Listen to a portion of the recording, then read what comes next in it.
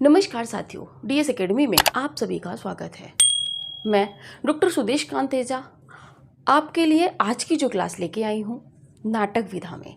नाटक विधा में भी आज हम देखेंगे, बहुत विस्तृत क्लास नहीं होगी, बड़ी क्लास नहीं होगी, छोटी ही क्लास रहेगी। इसमें हम देखेंगे महिला नाटककार। महिलाओं ने नाटक कम लिखे हैं, यानी कि कम महिलाओं ने नाटक लिखे हैं। महिलाओं ने नाटक कम नहीं लिखे हैं, कम महिलाओं ने नाटक कम लिखे हैं, ठीक है। और जिसमें कुसुम कुमार को यदि आप देखेंगे तो उन्होंने अधिक नाटक लिखे हैं। महिलाओं ने ज़्यादातर आप देखेंगे तो आलोचना के क्षेत्र में, उपन्यास कहानी के क्षेत्र में बहुत ज़्यादा कहानियाँ और उपन्यास लिखे हैं। इसी के साथ में जैसा कि आप काव्य भी उन्होंने लिखा है, लेकिन काव्य की जो परिपाटी है वो छायावाद युग या कहें छायावादोत्तर युग में भी कुछ ना कुछ कम रहती है। बहुत ज़्यादा महिलाएं उभर कर नहीं आई हैं, जबकि आधुनिक परिप्रेक्ष्य में यदि आप समकालीन में देखेंगे इस समय वर्तमान परिवेश में, तो जो महिला कवयित्रियां हैं, एक तरीके से कहें जो कवयित्रियां हैं, उन्होंने काव्य अधिक लिखा है, ठीक है। तो आज जो प्रमुख महिला नाटककार हैं हम उनको देखेंगे। बहुत ज़्यादा नहीं है, 4 से 5 महिलाएं ही हैं, लेकिन इनके जो नाटक हैं उनको हम विस्तृत रूप से देख लेंगे। इसके बाद में इस क्लास में हम दलित नाटक नहीं देखेंगे, क्योंकि दलित नाटक 12 से 15 सारे हैं, लेकिन हम उनको अगली क्लास में देखेंगे, ठीक है। तो चलिए बात करते हैं महिला नाटककारों में। प्रमुख महिला नाटककारों में पहले नंबर पे बात करते हैं मन्नू भंडारी जी की। मन्नू भंडारी जी को आप सभी जानते हैं। 1931 से 2022 या 21 उनका समय ठहरता है, ठीक है, मन्नू भंडारी जी का। और मन्नू भंडारी जी के उपन्यास बहुत चर्चित हैं, कहानियाँ भी चर्चित हैं, कहानी संग्रह भी चर्चित हैं। तो मन्नू भंडारी का मुख्य रूप से कथाकार है। मन्नू भंडारी ने लिखा है बिना दीवारों के घर। बिना दीवारों के घर जो इनका नाटक है 1965 में लिखा गया है। इस नाटक में इन्होंने दिखाया है कि पति पत्नी के, वैसे अधिकांशतः देखिए यहाँ पे बात आती है, अधिकांशतः इनका जो साहित्य है, कथा साहित्य, वो पति पत्नी के संबंधों में जो तनाव होता है या संबंध विच्छेद होते हैं उनको केंद्र करके लिखा जाता है, ठीक है। तो इस नाटक में भी इन्होंने पति पत्नी के बीच उत्पन्न तनाव का चित्रण इन्होंने किया है। बात करते हैं महाभोज 1982 का। 1982 का ये नाटक है। महाभोज नाम से बात करें तो इनका उपन्यास भी है, ठीक है, जो एक बहुत अच्छा राजनीतिक नाटक है, ठीक है। उसमें पता चलता है कि जो बिस्सू होता है, एक तरीके से जो नायक होता है उपन्यास का, उसकी मृत्यु किसने कराई थी, ठीक है। तो इस तरीके से बहुत राजनीति खेली जाती है, दिखाया गया है उसमें कि किस तरह से चुनाव आने पर जो ये नेता लोग होते हैं ये किस तरह आपको मतलब एक तरीके से लोलुपोप देते हैं या लाभान्वित करने का प्रयास करते हैं कि हम आपको ये भी वादे जो करते हैं, ठीक है। तो इस तरह का इन्होंने मतलब बहुत अच्छा राजनीतिक नाटक है। तो 1982 का है। यह इनके द्वारा रचित राजनीतिक उपन्यास महाभोज उपन्यास है। महाभोज का ही नाट्य रूपांतरण है, ठीक है। तो मन्नू भंडारी ने खुद के उपन्यास यानी कि महाभोज का नाट्य रूपांतरण महाभोज नाम से किया है। बात कर लें शांति मेहरोत्रा की, तो इनके 2 ही नाटक हैं, एक और दिन, ठहरा हुआ पानी। बहुत ज़्यादा नहीं है, आप सबको पढ़ लीजिएगा जिनको बता रहे हैं, ठीक है। कुसुम कुमार की बात करें तो संस्कार को नमस्कार, ओम क्रांति क्रांति, सुनो से फाली, दिल्ली ऊंचा सुनती है, रावण लीला पढ़े रहिएगा, मादा मिट्टी भी पढ़े रहिएगा, सलामी मंच थोड़ा सा महत्वपूर्ण हो जाता है, पवन चतुर्वेदी की डायरी। पवन चतुर्वेदी की डायरी इसलिए महत्वपूर्ण हो जाता है इनका नाटक, क्योंकि इसमें डायरी लिखा हुआ है। आप सोचेंगे शायद ये विधा से यहाँ से प्रश्न बनेगा, यहाँ से अगर प्रश्न बनेगा या तो सीधा सीधा बनेगा कि रचना के रचनाकार हैं, तो आपको बताना होगा पवन चतुर्वेदी की डायरी, या यहाँ से प्रश्न बनेगा कि निम्नलिखित में से डायरी विधा की रचना नहीं है, वहाँ पे पवन चतुर्वेदी की डायरी आपको रखा मिलेगा। आप सोचेंगे कि शायद पवन चतुर्वेदी की डायरी तो डायरी विधा की रचना है, और यहाँ पे आप गलत कर देंगे। क्यों? क्योंकि पवन चतुर्वेदी की डायरी जो है वो नाटक विधा की रचना है। इसके बाद है लश्कर चौक, इसको भी आप याद कीजिएगा। मेरा उद्देश्य यहाँ पे आपको रट्टू तोता नहीं बनाना है। मेरा उद्देश्य है कि जहाँ से प्रश्न बनने की संभावनाएं होती हैं आप उन तथ्यों को पकड़ के चलें। जहाँ से प्रश्न आपको घुमा सकता है, भ्रमित कर सकता है, वो प्रश्न आपसे ना चूकें। अगर वहाँ से प्रश्न बनते हैं, आपकी पैनी दृष्टि है, तो आप आराम से परीक्षा में सफल हो जाएंगे। ठीक है। कुसुम कुमार का नाटक है लश्कर चौक।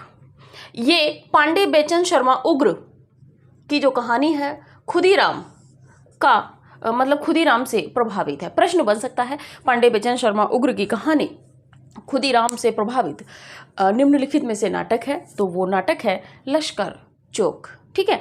तो अब आप स्क्रीनशॉट लीजिए। जो एक दो कहानी नाटककार और बचे हैं उनको भी यहाँ पे कंप्लीट करते हैं। बहुत ज़्यादा लंबी क्लास यहाँ पे नहीं करेंगे क्योंकि बहुत ज़्यादा कहानीकार भी नहीं हैं। चलिए,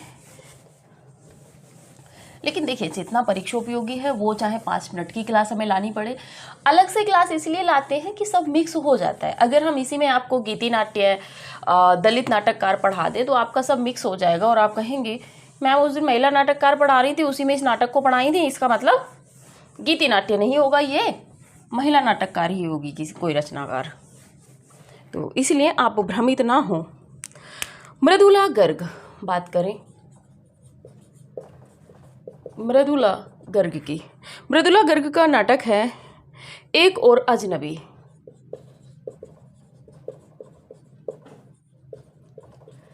एक और अजनबी की बात करें तो समय है 1978 और ये इसमें स्त्री पुरुष संबंधों का चित्रण है।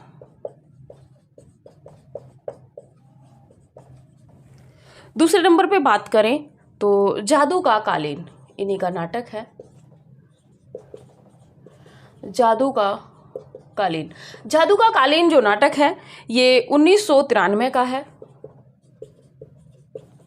और इस नाटक में 1993 के जो ये नाटक है इसमें बंधुआ मजदूर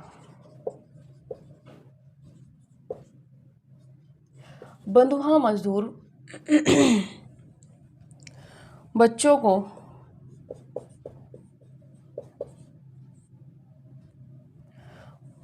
की विवशता एवं त्रासदी का चित्रण है इसमें किया है। कितनी कैदें 1969।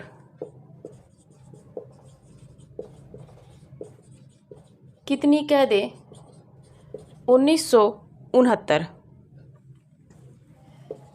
इसमें स्त्री पुरुष के बीच प्रेम व्यापार का चित्रण किया गया है, का चित्रण मिलता है। ठीक है। इसी के साथ में बात करते हैं, अगला है दुल्हन एक पहाड़ की। 4th नाटक है दुल्हन एक पहाड़ की। दुल्हन एक पहाड़ की का समय भी 1969 है। ठीक है। और इजेबेल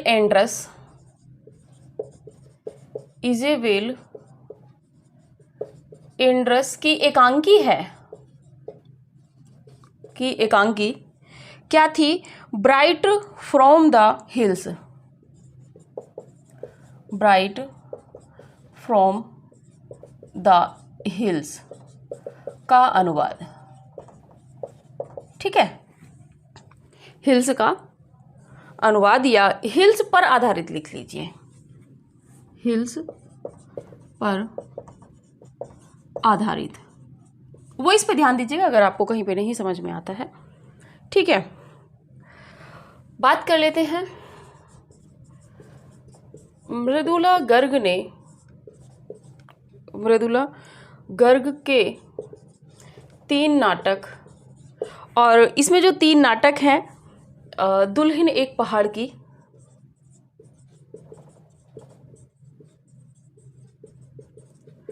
दुल्हन एक पहाड़ की, और आपका एक इनका नाटक है दूसरा संस्करण। यहाँ पे नोट कीजिए पहले, दूसरा संस्करण। दूसरा संस्करण भी इनका नाटक है, मैं भूल गई थी, और ये नाटक भी 1969 का है। तो यहाँ पे है कि मृदुला गर्ग ने इनके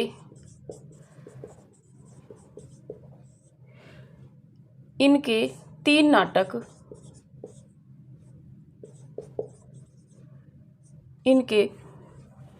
नाटक कितनी कैदें, दुल्हन एक पहाड़ की, और दूसरा संस्करण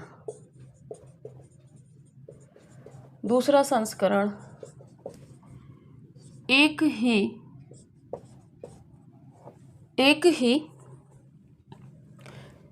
जिल्द में कितनी कैदें नाम से 1969 ईस्वी में प्रकाशित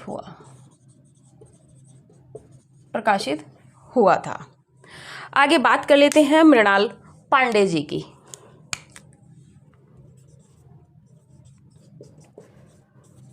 मृणाल पांडे जी के नाटकों की यदि बात करें तो पहला नाटक है जो राम रची राखा 1981, जो राम रची राखा 1981। दूसरे नंबर पे यदि बात करें तो मौजूदा हालात को देखते हुए,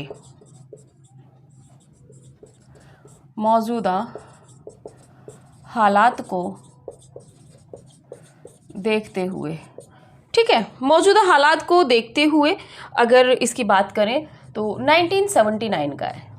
इसी के साथ में बात करते हैं आदमी जो मछुआरा नहीं था।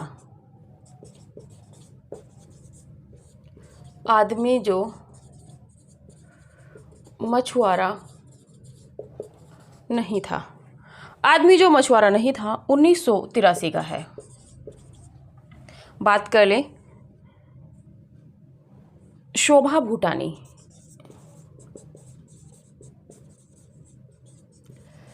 भूटानी की बात करें तो शायद, हाँ ठीक है। इसके साथ में त्रिपुरारी शर्मा,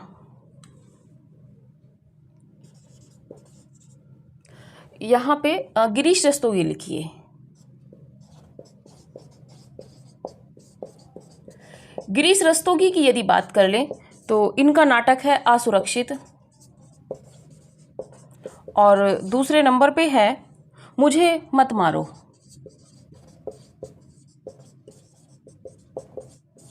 और यहीं पे एक नाटककार और हैं त्रिपुरारी शर्मा।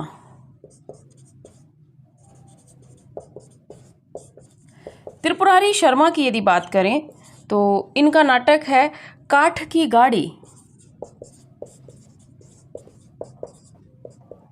और दूसरा नाटक है इनका बांझ घाटी। ये थे आपके संपूर्ण जो महिला नाटककारों द्वारा लिखे गए नाटक थे, ठीक है। जिन्होंने स्क्रीनशॉट नहीं लिया है वो स्क्रीनशॉट ले लीजिए। बात कर रहे थे मृदुला गर्ग की। मृदुला गर्ग का एक और अजनबी नाटक है 1978 का। इसमें स्त्री पुरुष संबंधों का चित्रण किया है। जादू का कालीन 1993 का। इसमें जो बंधुआ मजदूर होते हैं, जो बंधुआ मजदूर बच्चे होते हैं, या बंधुआ मजदूर जो मजदूर होते हैं, उनके जो बच्चे होते हैं, उनकी जो व्यवस्थाएं हैं, त्रासदी हैं। बंधुआ मजदूर ऐसे होता है कि आपने मतलब पैसा ले लिया है, और पैसा लेने के बाद में आपने कहा है कि हम तब तक जब तक पैसा नहीं उतारेंगे हम आप ही के यहाँ पे काम करेंगे, लेकिन आप मतलब पैसा भी नहीं चुका पाते हैं और काम करके भी उसका ऋण नहीं उतार पाते हैं, तो वहाँ पे आप बंधुआ मजदूर हो जाते हैं। तो उनके बच्चों की व्यवस्था और त्रासदी का इन्होंने चित्रण किया है। जादू का कालीन। कितनी कैदें 1969 का है। इसमें दिखाया गया है कि स्त्री पुरुष के बीच जो प्रेम है, उसका जो व्यापार है वो किस तरह है। स्त्री पुरुष कि प्रेम का व्यापार, ठीक है, एक दूसरे को व्यापार में डाल देते हैं, देह व्यापार में, ठीक है, प्रेम के माध्यम से झूठा प्रेम का दिखावा करते हैं और फिर उसको देह व्यापार में लगा देते हैं। और ये ऐसा नहीं है कि ये स्त्री पुरुष या क्या कहते हैं प्रेमी प्रेमिका में ही होता है, ये जो पति पत्नी होते हैं इनमें भी कई बार हो जाता है, ठीक है। बात करें दुल्हन एक पहाड़ की, 1969 का है ये।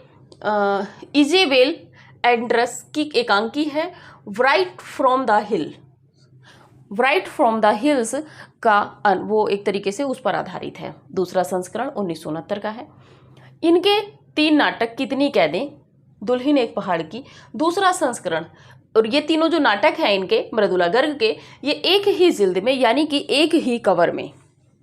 जैसा आप देखते हैं कि छोटे छोटे बच्चों की जब नोटबुक आप देखते हैं तो उसमें हिंदी के लिए भी रहती है, अंग्रेजी के लिए भी और गणित के लिए भी, तीनों का एक ही किताब मतलब एक ही कॉपी में काम चल जाता है, एक ही कॉपी में। तो वही यहाँ पे है कि कितनी कैदें, दुल्हन एक पहाड़ की और दूसरा संस्करण, ये तीनों उन्होंने एक ही जिल्द में किस नाम से, कितनी कैदें नाम से 1969 ईस्वी में प्रकाशित हुआ था इनका, मृदुला गर्ग का। अब यहाँ से प्रश्न बन सकता है कि कितनी कैदें संस्करण में कि कौन सा नाटक नहीं है, ठीक है। बात करें मृणाल पांडे की, तो जो राम रचि राखा 1981 का, मौजूदा हालात को देखते हुए 1979 का, आदमी जो मछुआरा नहीं था 1983 का। इनके तीनों ही महत्वपूर्ण है मृणाल पांडे के। शोभा भूटानी की बात करें तो शायद हाँ, और इसी के साथ में गिरीश रस्तोगी की बात करें तो असुरक्षित, मुझे मत मारो, प्रश्न बन सकता है। त्रिपुरारी शर्मा की बात करें तो काठ की गाड़ी और बांझ की घाटी, ये दोनों नाटक हैं। जिन्होंने स्क्रीनशॉट नहीं लिया है वो स्क्रीनशॉट ले लीजिए, क्योंकि महिला नाटककार हमारे यहाँ पे कंप्लीट होते हैं। चलिए देखिए, यदि आपको हमारी टेस्ट सीरीज ज्वाइन करनी है तो 9568802463 पे आप हमें कॉल कर सकते हैं। टेस्ट सीरीज एकदम नवीन है, वो टेस्ट सीरीज है जो आपको कहीं पर भी नहीं मिलेगी, ठीक है। तो आज की जो हमारी ये क्लास है इसको यहीं तक रखते हैं, मिलेंगे अगली क्लास में। अगली क्लास में देखेंगे, अगली क्लास भी छोटी ही रहेगी, प्रमुख दलित नाटककारों को, ठीक है। तो अभी की क्लास यहीं तक रखते हैं, मिलते हैं अगली क्लास में अगले नए नाटककारों के साथ में। तब तक के लिए नमस्कार।